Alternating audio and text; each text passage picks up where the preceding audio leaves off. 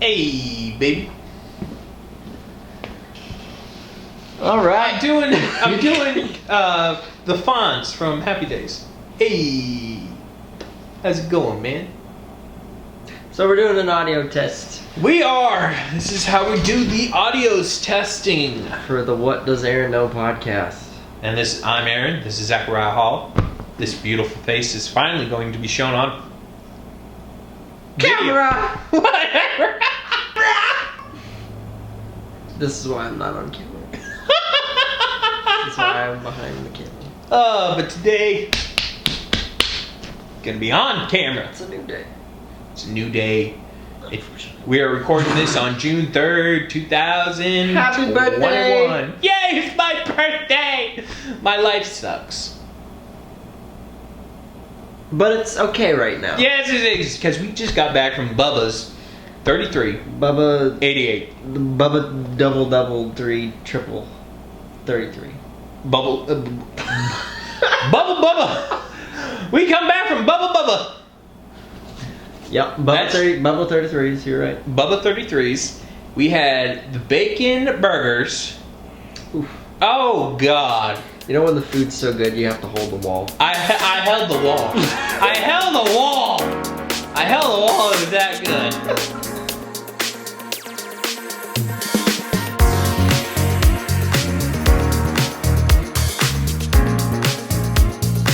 You're doing the intro to this one. Welcome to the What Does Aaron Not Know podcast. We're switching it up today. Aaron, what do you know about astrophysics, biology, mathematics? Math, I don't know much. Thank you for joining us on the What Does Aaron Not Know? Now, what does Aaron know show? Now, for our next segment, What Does Aaron Know? I know many things. What do you know, Aaron? Well, I know that we're here. We just got back from Bubba 33s. Yep. After having them good bacon burgers. They were really good. They were so good I held a wall. Well, I'll tell you what. Those were some good burgers. What did you say? Have you ever tried a burger that in one instance you are instantly brought to a high of burgers? That when you taste the burger, because it's a juicy burger. Mm-hmm. Don't. You know what I'm doing. Yeah, but just don't go there. But anyway. You can say it because it's your birthday. But we are going to include the bloopers clip. It's your birthday! Why don't you acknowledge Yay! It's my birthday! Yeah. I'm turning 25. You are 25. I'm 25. How do you feel about that? Old. You feel old? I feel old. Yeah. There's some days when you're like, oh, I feel so young I could lift a truck. To some days where you're like, I want to just go back to sleep. You know, dude, it's okay, man. It's alright. But you know what I'm talking about. I do. I mean, some days you wake up and you're like, I don't want to get out of bed. Yeah, I know. But you know what? You got to. I got it, yeah. You just gotta keep going. I gotta get out of bed. I gotta go to work. Yeah, man. But you know, life's hard, but it's also good. Like right now, you know. It's hard, or is it good? It's good. I Okay. was referring the former thing. Yes. Anyway, So we're gonna do our video. yes, we are recording our podcast for the first time. Somebody had mentioned in the comments at one point that they wanted to see Aaron's beautiful face. So And I just recently posted a video where you see my face. yes. But now we're showing both our faces. Yes. Because he's always been behind the camera. Yes. But now that I'm editing my own stuff, he's going to be in front of the camera. We're not switching roles or anything like that. But I am here. You've heard my voice before. Yes. Assuming. But now you can put a face to the voice. Yes. Now go over there and squish him. I'm joking. So Everybody's like, go over there, Zach. We want to see Aaron. So No. our first topic for the day Is we're gonna. You don't even know what it is. No, I'm letting you introduce it. Okay. What is it? Top 5 MCU film. Okay. Yes. I am so proud of you. I was gonna say it, but you know you're part of the show as well, so you're co-host, so you I can. know. I'm just making sure you're up. I'm up to speed. I got the speed. I got this thing locked in like a steel trap. Okay. Well, that's good. That's one of Alright. the things he knows. Okay, so Aaron, what is your number 5? We're gonna work our way down to 1. But what is your 5th favorite MCU characters? Fifth? There are as many of them. 5th would be Happy. Happy Hogan. Happy Hogan from, well, all the Marvel movies. Yeah. Because if you think about it, Happy is the unofficial uncle of Morgan Stark. Yeah. Like, even after Tony had died, Pepper, I think Pepper offered Happy the, early retirement. He's like, no, you're my family. I protect family. So, unofficially, he's let go from the job and he's treated more like family. But when they're in front of the press and everything, he's the bodyguard. Yeah, and he's still gonna be there. Yeah. Stuff. He's going to be there for Morgan whenever she, graduates. I have Probably. many favorite scenes of Happy, a lot of which include the Spider-Man movies now, which it's awesome. He's with Aunt May, and there's a lot of confusion as to if he's dating Aunt May. They're sitting on the couch. Peter's like, so are you two dating? And they both have different answers. And he's like, yeah, and she's like, no, and they're both like, what? And Peter's like, I'm gonna leave. I'm gonna go. I honestly hope him and Aunt May do work it out. Yeah. Work out, get together, so that way Peter can officially have like a dad. Like a dad, but also still be connected to the Stark family. Yeah, no, for real. Which is a great way to connect all of that. Which I feel like Happy is more like the stepdad when Tony was the dad. Yeah. But like we see in Spider-Man Far From Home. Yeah. When Pete remakes his suit, that moment of nostalgia for Happy because he remembers Tony making the suit and just seeing the holographs and everything. It was almost like Happy in his mind made a promise, I'll watch after him. No, I know, and also just this kid is he's the next Iron Man. He's not Iron Man, but he's gonna take that mantle that he's Tony gave to him because he gave him the satellite program. I can't remember what it's called. But but my favorite Friday. Yeah, Friday. But my favorite moment with Happy was was an in-game after the funeral, and he's holding Morgan, and she's like, I want hamburgers. And Happy just kind of smiles, and he thinks back to the first Iron Man where he gets soon as Tony gets back from being captured, he's like, I want burgers. He's like, there are several things I want to do. So you want a cheeseburger, and Happy's just done. He's done. She just they already have a cheeseburger there for him. There's cheese. That was probably my favorite. To me, that's just your dad's gone, but. I also love the scene in Iron Man 3 where he's watching the dude. He's I got a feeling about this guy.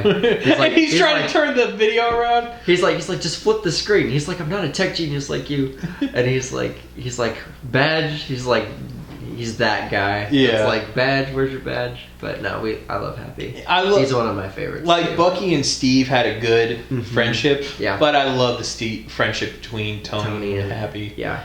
It was more of a brotherhood kind of deal, but it was still one of my favorites. Or the first Iron Man where Tony's just flying and Happy can't keep up with him. Yes. He's like, I thought I lost you. He's like, oh, you did, sir. He's so good. Fuck. So good. But okay. No, they weren't flying. They were driving to the airport. No, I know, but he's I thought I lost you. He's like, you did, sir. Over Montana. Yeah. Yeah. Happy was just when in public he was yes sir, no sir, but privately he was Tony, why? Yeah, he wasn't afraid to call Tony out too. Yeah. He was a good friend to him. And I think it was nice that he him and Pepper were two people that would worry about Happy. They have more a brother and sister shit kind of deal. Very much so, yeah. When she's mad, he's mad. When he's mad, she's mad. It's so perfect. Exactly. And it shows how much they care about Happy when they first meet Natasha, Black Widow, and she flips him down on the man. They're oh my god, Happy! Yeah. And you're just Happy? I know, because, she just freaking, just decks him like, because he's like, so you know, he's like, you fought before. He's like talking down to her. Yeah. And then she just like lays him flat, and they're both like, whoa, whoa, whoa. And you're just like, Happy, please be alive. And it's honestly like amazing, just like Happy, who's just like a side character. There's so much you can think of, like, of him throughout the whole series that's like so like memorable, like him in the car when Whiplash is like tearing it apart and Pepper's like screaming. He's like, shut up, and he's like, they're like trying to calm down and get Tony the suit. There's just so many good scenes with him. And also the scene where he gets injured and he's in the hospital.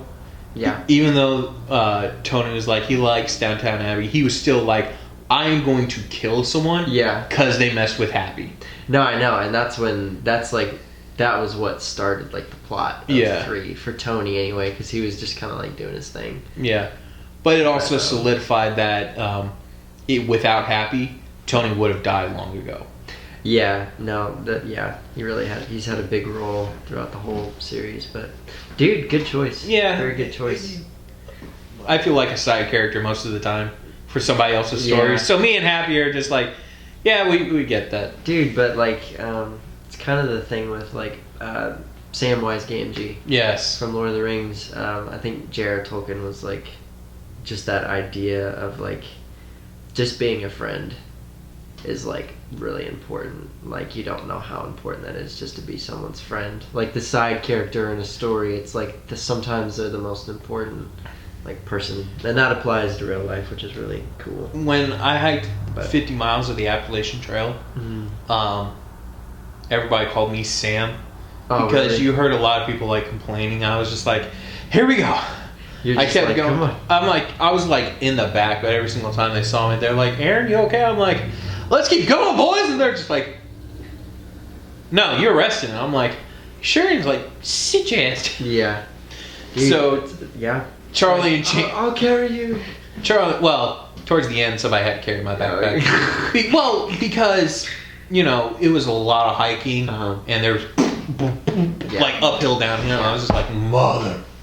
Yeah. And I had like 5 pair of denim jeans in there with like a big thick Bible, 2 knives. Yeah.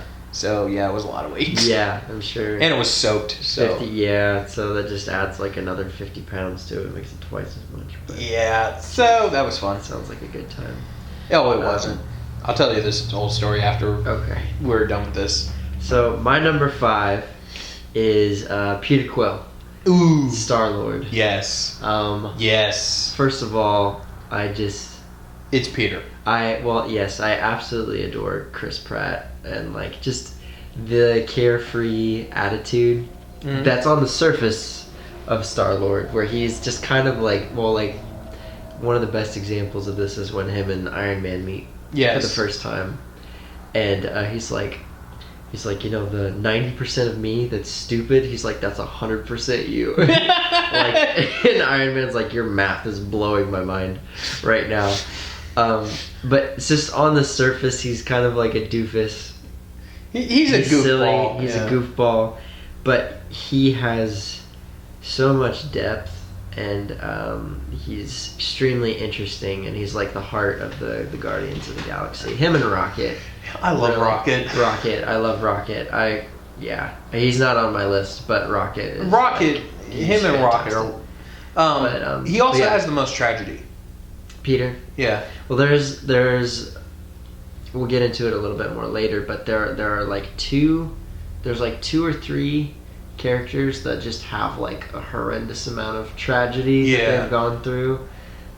Bucky, Wanda, and Peter. I think those 3 probably the most. And obviously Parker, but yeah. But all of us know about his tragedy, but Quill, Wanda, Bucky, and Sam. Yeah. Those are the 4 cases, but Peter Quill, Star-Lord. I think the scene maybe before Endgame, I think maybe the most like emotionally like impactful scene for me throughout the whole just MCU up to that point was when Yondu died.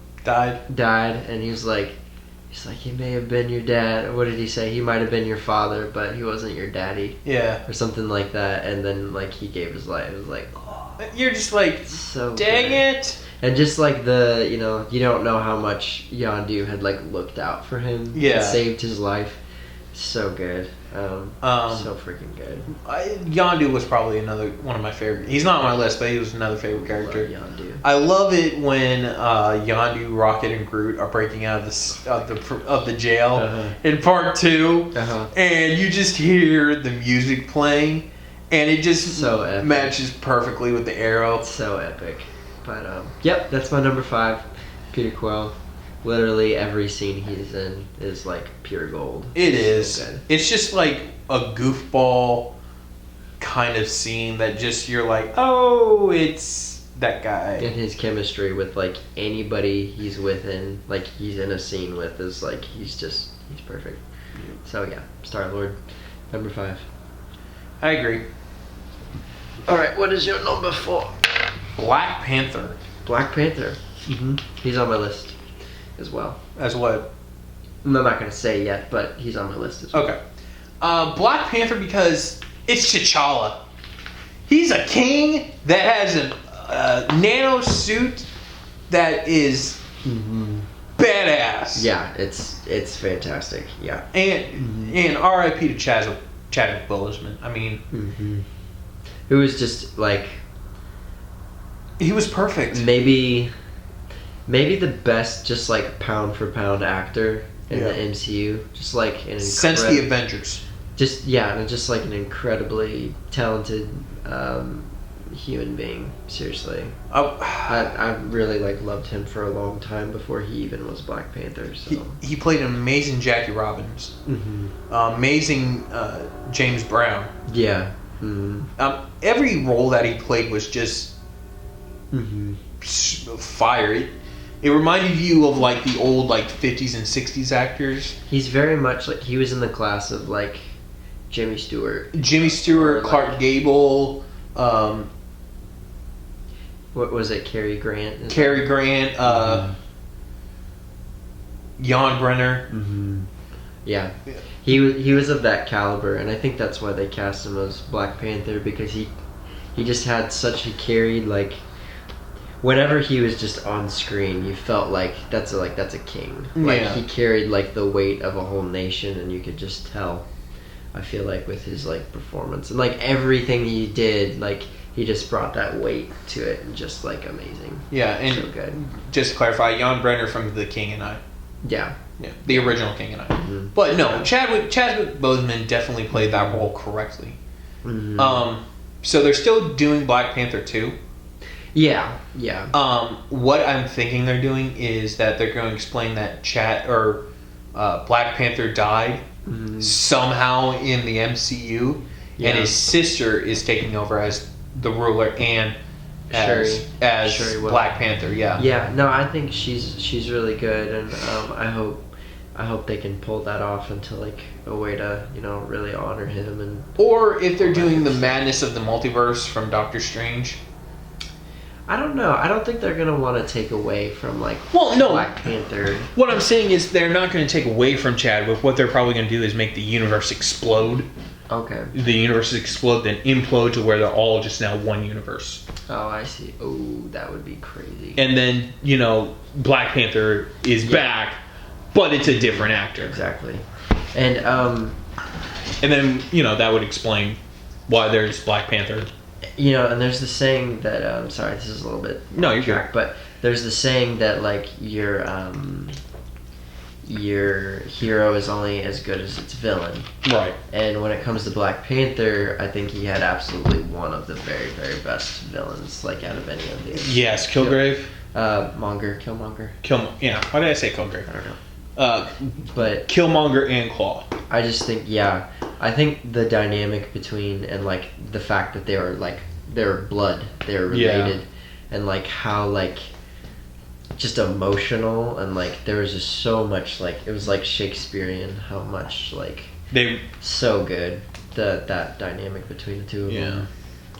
And he's like the polar opposite of T'Challa, completely different, but But yeah, Black Panther. What's your favorite moment with Black Panther? Probably out of the whole. Probably just the comedy that is there. Yeah. Like when they arrive back to Wakanda after getting what was the Nakia, and T'Challa gives the necklace to or the bracelet to his sister. And she's walking away, and he's like, "I'd love to see you in your ceremonial outfit." She flips him off, and you just hear their mom like, "Sorry, mother." Yeah. It's just the comedy, and that was. So it wasn't just It wasn't like too much, but it was like real. It was like an actual brother and sister kind of deal. Yeah, exactly. I love when they brought M'Baku. Oh like they all go to see M'Baku. That's so good. And he's just like, grunting, and then at the very end, he's like, "We will eat you." They're all silent. He's like, "I'm joking. I'll feed you to my children." Yeah. Or something. And they're all silent. Yeah. And he's just like, "I'm joking. We're vegetarians." And he just, that laugh just made you just like, I love you but hate you at the same time. I think my two favorite scenes with Black Panther is the scene where he saves Zemo. Zemo killed his dad, but then he's like, vengeance has consumed you, it's consuming them, but I'm not gonna let it consume me. And he saves Zemo from killing himself. Just a beautiful scene. And then also the scene where he goes to see his father, the realm, the second time, where he kind of like rebukes his father, but like in like a loving way. You guys made mistakes, but like they can be like. But I can fix them. Like just chills and emotional. You're just like, gosh dang it, Marvel! Why did you make me feel like this? So yeah, Black Panther's just it's good. Yeah. Let me see what he was on my list. He was third. He's my third favorite on my list. So if we have the same characters, we skip them? Yeah, I'll skip it on my third. So yeah. Okay, so my number 4. Don't get mad at me or anything like that. Why? But my number 4 is Tony Stark. I know he. Now, don't get me wrong. Tony Stark is the granddaddy of the MCU. Has the most. Huh? The Hulk was. The first MCU connect. No, you're right. It was Iron Man. Yeah. No, but he has the most like defined arc in terms of just his character. Like, he's the playboy, and then he becomes a father, and what Steve Rogers had said to him, like you're not the guy to sacrifice, and he's the one that literally sacrifices at the end and everything. But he's my number 4. I mean, what is there to say about the humor, the freaking the wit? Robert Downey Jr. is just he's literally Iron Man. Robert Downey Jr. is completely insufferable. They're thinking of bringing him back in somehow. I hope they don't, because I don't want to see Iron Man again. But, I mean, I'm sure they will. For maybe as like a flashback cameo or something. Yeah, I just think that was such a fitting end. A lot of people still have the question, like, in Avengers Endgame, the snap. Mm-hmm. You remember how Hulk was struggling with the snap? Yeah. To do it, but to Tony it appeared easy. Mm-hmm. So for Hulk, even though he was the strongest, like, Avenger, mentally he didn't know how to use the stones correctly, like Thanos. Mm-hmm. So that's why he had trouble snapping, because he had all the power rushed to him, and it was overwhelming him. It was like almost the power is proportional to the being, right? That it's So when Tony made his glove into a gauntlet, he still had a little struggle, but that was because his mind was still processing. Like, don't get me wrong, Hulk is a genius by all account. But Iron Man also another level. Right. But Iron Man also had help from the armor. Yeah. See, the glove was just one piece. Yeah. But he had the entire armor, so he used the entire nanobots to force his fingers together to snap. Well, yeah, like in Infinity War when he's fighting Thanos, and literally like Thanos knocks this part of his suit off, and you can see it rushing over to this part of his arm. You know, it might be missing over, but he was like shifting it around to wherever he needed it, which is like so freaking dope. Yeah, so I was extremely happy with that. But no, yeah, like literally, and I think Iron Man, that is just such an emotional scene. I cried. Yeah. Like a lot. But one of my favorite scenes from Endgame is when Iron Man, Thor, and Captain America are fighting Thanos. Yeah. And they just go all out on him. Dude, in the Captain America Civil War, when him and Steve are fighting, and, like Bucky, there's just, it's so good. Like, it is. Iron Man's awesome. He's the best. Well, apparently not, but you know. Well, you know what I mean. No, I mean, yeah, but I love him. But was Iron Man on your list? No. Oh, really? No. That's actually surprising to me. He's number 6. Okay. But I figured, you know, these are people that, you know, during lesser knowns almost. Almost kind of, but still have more of an impact than the major ones. Yeah, yeah. So I had to put Iron Man on my list. Well, yeah. I mean, yeah, he's Iron Man, but all right, what is your number 3? Hi, my name's Quill. I'm a creature made of rocks, and I have this big wooden pokey stick thing that's fighting 3 vampires with. It's like to huddle together. Just stab him with it. Korg, it's Korg, man. It's Korg. It's like handed out pamphlets, but we run out of paper. It's like it's a rock paper scissor joke for you. Rock paper scissor joke for you. It's freaking Taika Waititi. He's doing it again in Thor: Love and Thunder. I know. I literally. I cannot wait. When I saw his name, I was just like, if they casted anyone else, there would have been riots. Yeah. There would have been riots for that movie. He is Korg. He is Korg. He is the only voice I hear when I see that rock creature. Korg is basically Taika Waititi's secret identity. Secret identity. Yes. His alter ego. I mean, it's just him. It's just him. It's him being awkward. That's it. And he's amazing. Now every scene with Korg is literally like 10 out of 10. It's gold. Perfect. It's gold. And the funny thing is you know, Taika Waititi, when he directed Thor Ragnarok, you would think his first Marvel movie, he's going to be a stern act director or something like that. Just like, let's play it safe, but no. No. Taika Waititi, everybody said he was the jokester of the group. He was so much fun to be. He was a relaxed director. Well, that's probably the key. Is he's kind of an anarchist a little bit. He is. They improvised 85% of the scene. 85% of the movie. Well, Taika said he's like, well, I got my hands on the script, and he's like, He's like, this isn't very good. He's like, no, it's not very good, not in my opinion. So he's like, yeah, we'll shoot it. He's like, we'll make it up as we go. Pretty much. That's what they did, and and the movie's a freaking it's such a good movie. Is it Cate Blanchett who played Hela? Cate Blanchett, yeah. She said that every time that her and Taika would talk, she would be laughing so hard because he would just make her laugh. It's hard. He's just the funniest human You being. look at him, he'll say something funny, he'll just be like, I want to instantly become your son. Have you seen his other movies yet? Sort of. You gotta see all of his New Zealand movies. They're so weird and amazing. What was the one movie he Jojo Rabbit? Yeah. That looks good. Yeah, Jojo Rabbit Boy, Hunt for the Wilder People.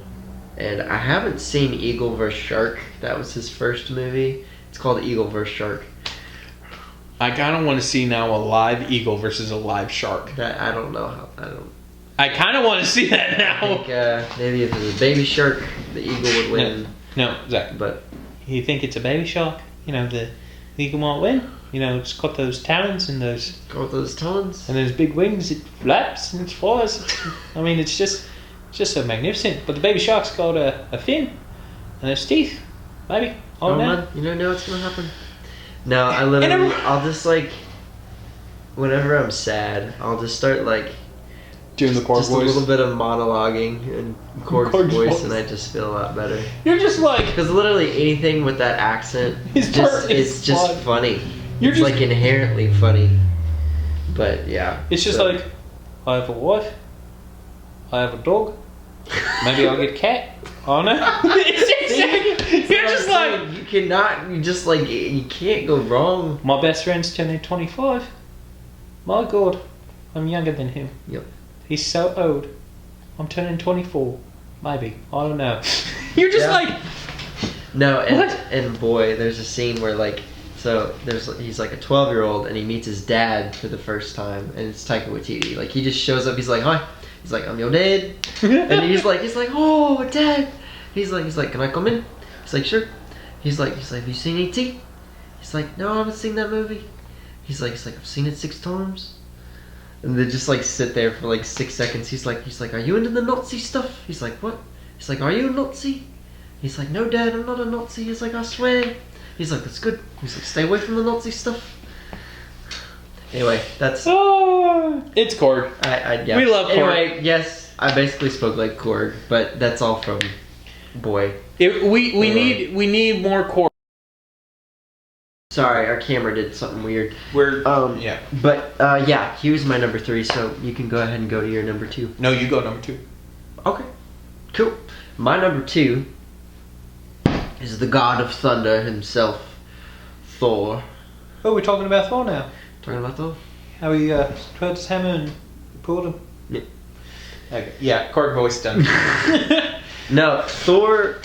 It is so funny. I remember in 2011 or 2010 when they released the trailer for the first Thor movie, and being like, "This is gonna be such a lame movie." Yeah. I was like, "There's just no way they're gonna be able to pull off Thor." And then there's just no way. And I remember not loving the first Thor movie necessarily, but just throughout the years, just the depth, and that's another tragic character, just all of the things he lost. He literally lost his father, his mother, his brother turned into a maniacal psychopath. Then redeemed himself. Then got killed. So Thor had to actually mourn his brother after he was redeemed. And then time travel manipulation funness might bring Loki back to life, so I don't know. And then him messing up with Thanos and literally losing himself and letting himself go and was the funniest thing. Being a drunkard. Literally, I think Thor just has the craziest just journey in the MCU, and just like, to me, the most compelling. I think he's interesting, he's funny, he's emotional. I think he just has I just think he has everything going for him. I absolutely love Thor. So I love Fat Thor.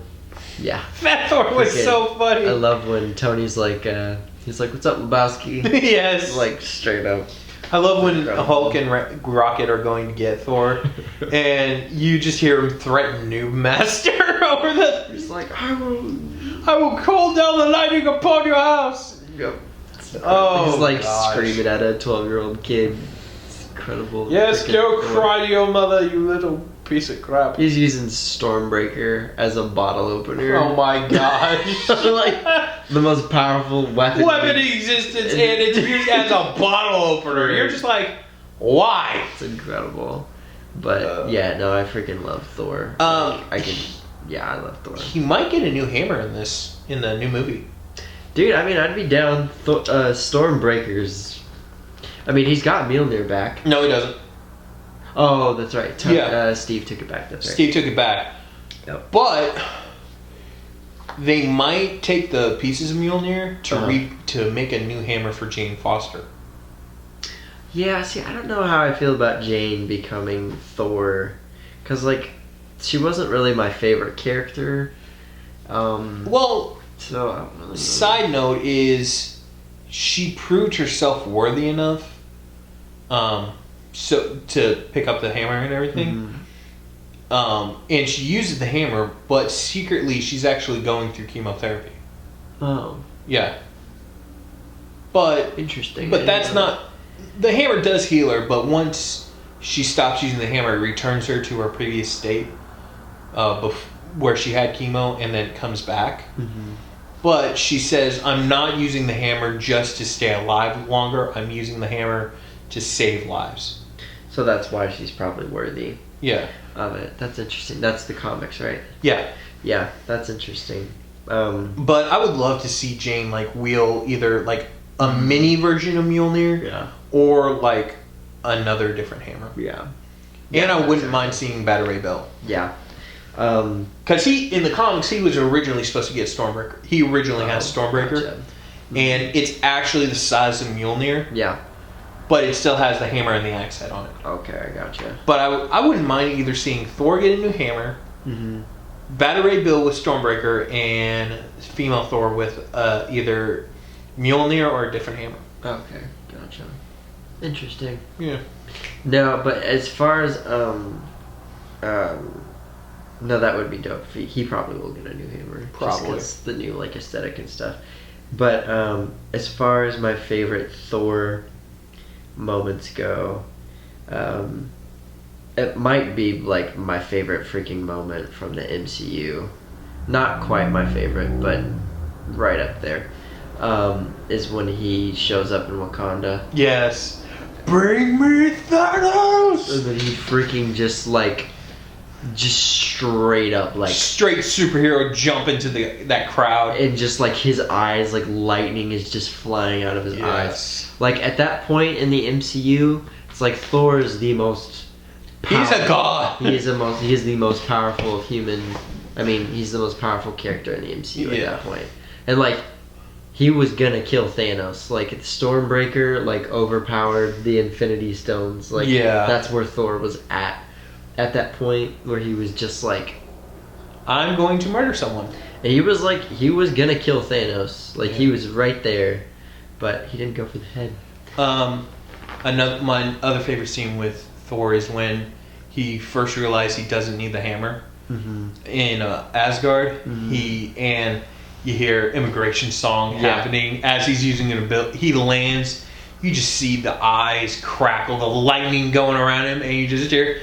Dun, dun, dun, dun, dun, dun, dun. Dude, dun, dun. the shot where he's like descending down with the lightning behind him. Yes, dude, I swear Thor always gets like the best scenes. I think he always gets like the entrance, the just crazy. He gets the scenes that make you be like, I suddenly want to become Thor. Yeah, like Thor gets some of the best scenes, but just extremely interesting. I did not have a lot of like love or interest for Thor growing up At the beginning, yeah. but I mean like just as a kid I didn't really care for Thor, but like I always was like, oh, the son of Odin, like just super like disconnected from him. But now that you know more about Thor, you're just like, can I have Chris? Chris. Yeah, he's like Thor's like he's awesome. One of my very favorite comic book characters. But yeah, that's my number 2.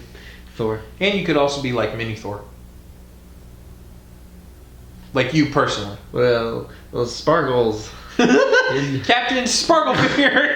Like, I forgot about that. he's like, Carlo, I pardon you from life. And Thor's like, oh my gosh. Please. I love the Stan Lee moment. Please, be careful with my hair. Do not cut my hair. Kind sir. But freaking Jeff Goldblum. That's another reason to love Thor. But I think he's making an appearance in. Dude, I hope the Grandmaster is. He is. Okay, thank you, please. Yes. It's Jeff Goldblum. Come on, dude. I hope there's some Guardians of the Galaxy action in there too. That would be so good. Gosh, but okay, what's your number 2? The Sorcerer Supreme, Doctor Strange. Yep. Not only is he one of the top level magicians or sorcerers in the MC universe. Yeah. And not only is he a top neurosurgeon, but he's also just one of those guys that, doesn't take his job. He takes his job seriously. But like we see in the movie, he knows how to have fun with it. Yeah. Like whenever he's introducing Wong to Beyonce. Yeah. He's just Bianca. like, Wong, have you ever heard of Beyonce? Who? Never mind. Later in that scene, guess what Wong's listening to? Beyonce. Yep, dude. He's like, oh, I love it in Infinity War when they're coming down the steps, and he's like, do we have any money for lunch? He's like, oh, we got $1.50. he's like, oh, good. Why don't you go down to the deli and ask them if they can make us a metaphysical ham and rye? You're just like, so good. Gosh, I love it. Now, I honestly do think like he can conjure up money, like when he needs it. But he doesn't. He doesn't. Well, maybe. He does. Maybe he does, like if he's buying stuff or like food. Yeah, like food, or to keep appearances like he's driving or something. Like he pays a taxi or something. Yeah. He probably does that, but Yeah. No, I love that it's like these two middle-aged men, and they have like $1.50, and they're like protecting the universe. And they can only have $1.50. They only have $1.50. They're like two like homeless dudes. It's hilarious. Well, they have a home. They just don't have the money to. No, I know. It's funny. So interesting fact: the home that Doctor Strange is in and everything, to the outside world, it just looks like an old, dilapidated house. Mm-hmm. And dilapidated. Sorry. Means rundown. Yeah.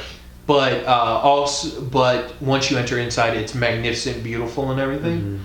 But it's also invisible to demon eyes. Demon eyes. Yeah, like the Dormammu and everything. Yeah, they can't see it. They can't see it. It's like protected unless they walk straight into the building. Okay. Interesting. No, I figured it had some kind of mystic. Like that place isn't like exactly like all there. Like, yeah, it's no. like it's the TARDIS. Yeah. It's a house. It's a house, but in a house, in a house, in a house. Yeah, it's like an infinite house or whatever. It's super interesting. But no, dude, I love Doctor Strange. I love Benedict Cumberbatch. Yeah, no, that's another character that I was like, how are they gonna make this work? Then they go and do it. Kevin Feige. If you think about it, Kevin Feige can pull gold out of nowhere. Yeah, he's Kevin Feige. Kevin Feige is the true Sorcerer Supreme. I mean, he's the one that like, he was like, how do we make all these characters work together? How do we make all these movies work together? He's the reason we have Avengers, Captain America, Iron Man. The MCU. Honest to God, Kevin, you've done a great... If Kevin sees this, okay, I'll just say, Kevin, you've done an amazing job, but you forgot one major character that has actually played a lives in the whole Captain America and a lot of them. Rick Jones. I don't know who Rick Jones is. I will explain to him because he's my number one. Oh. He's your number one MCU character. He's mine. Oh, sorry. No. Sorry. My bad. No, it's not him. My bad. All right, continue. Do you need to rethink? No. I had my list of my favorite top side characters and my favorite top MCU characters crossed. The rest have been MCU, but the top ones were crossed. My bad. Okay, gotcha. Okay. My bad. So am I going to my number one now? Yes, you're going on your number one. Because we've explained that Doctor Strange is cool. My undisputed favorite character from the MCU might be typical, whatever. It's Captain America.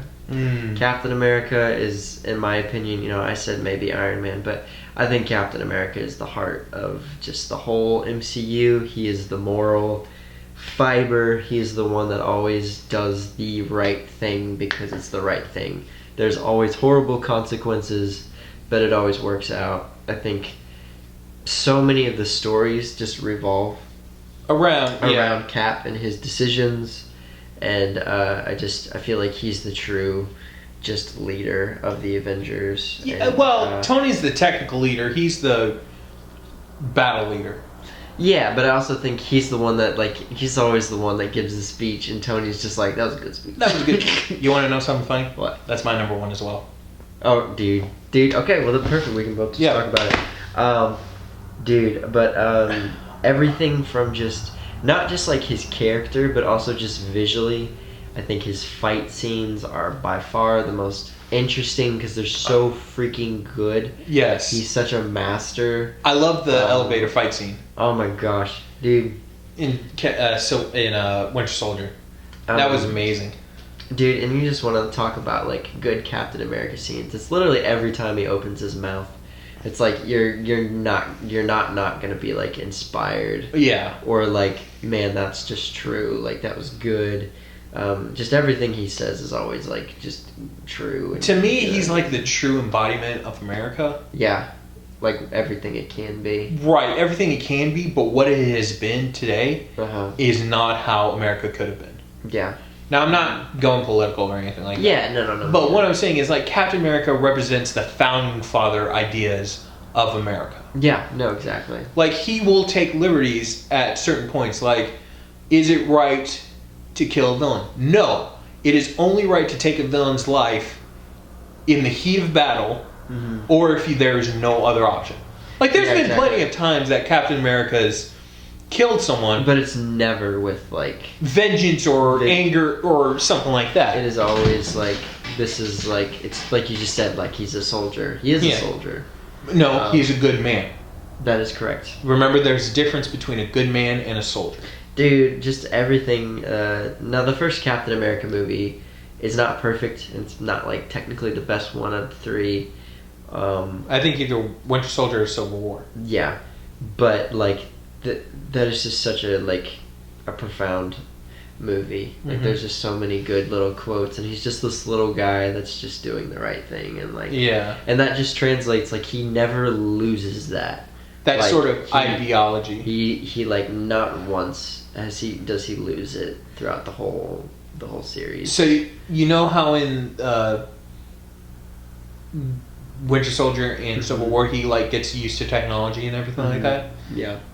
There was a universe known as the Ultimate Universe, and in that version Captain America was still technologically and everything stuck in the 1940s and everything, to where if he wanted info or whatever, he would ask Jarvis, their computer, to bring up the info and stuff. So that way, or like he would have someone down at the computer just helping. Yeah. Because he was unfrozen in 2012, so I mean, it's kind of hard to. Yeah, no, exactly. But I like how they're showing, like, yes, he's a quick study and quick learner, but he still wishes for those 1940s era years. Yeah, no, like he never loses that his values, like that sticks with him, and no, yeah, he's my favorite. I just think he's the best character. He's also a multimillionaire.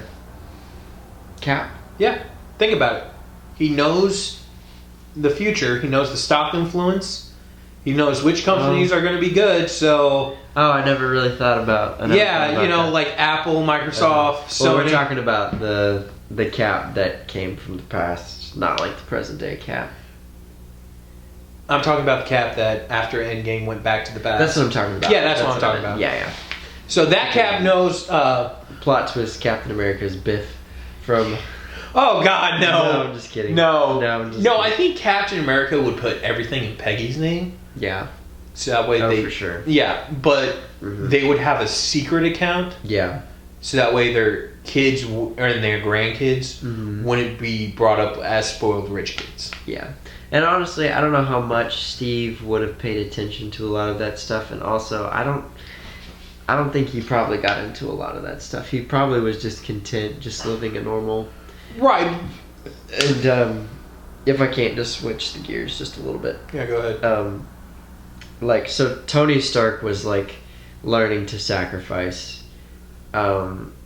Steve's arc was that all he ever did was sacrifice. Right. And now he gets to live.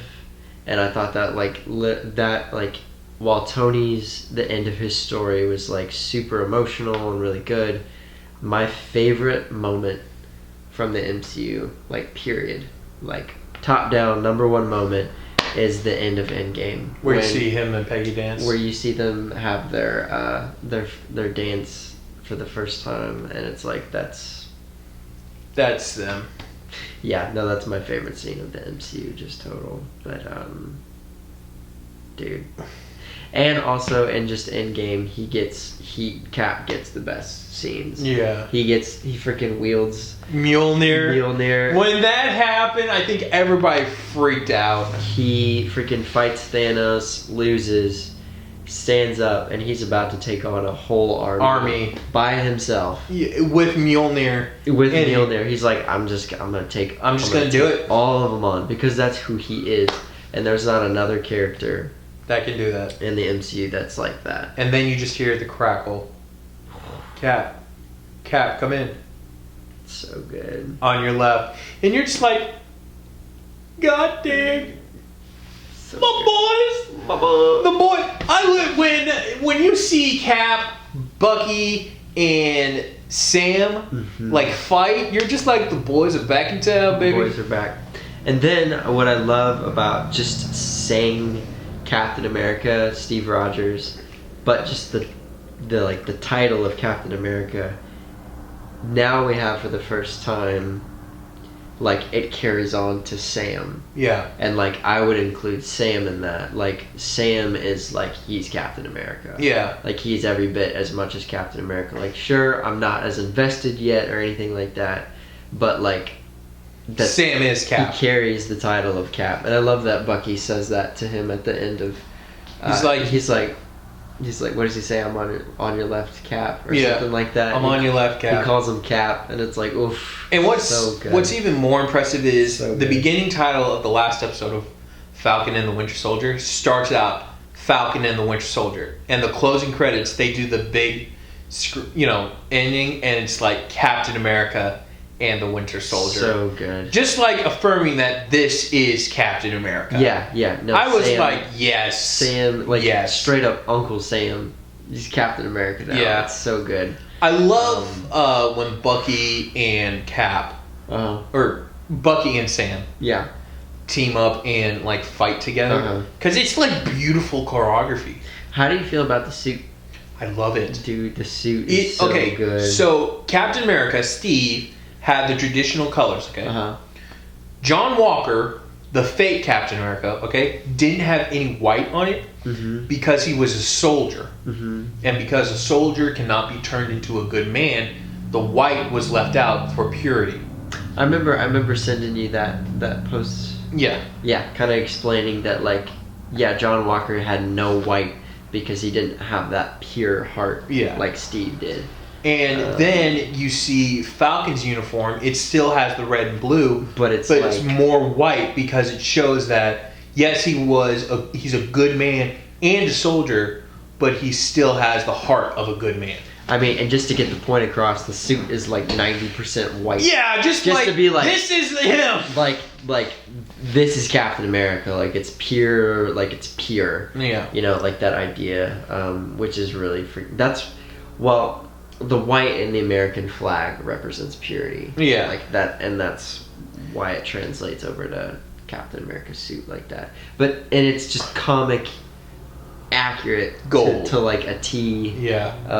And just the wings and the shield. I also love the wings. Sweet. Whenever you see like Sam using the shield, it covers him. The wings act like circle around the shield to make it like bigger. Yeah. That was so cool. I was like, oh gosh! Like the wings and the shield, like we're like working together, and like, dude. Well, the wings are now vibranium. Yeah. So. And I also think it's sweet that Sam.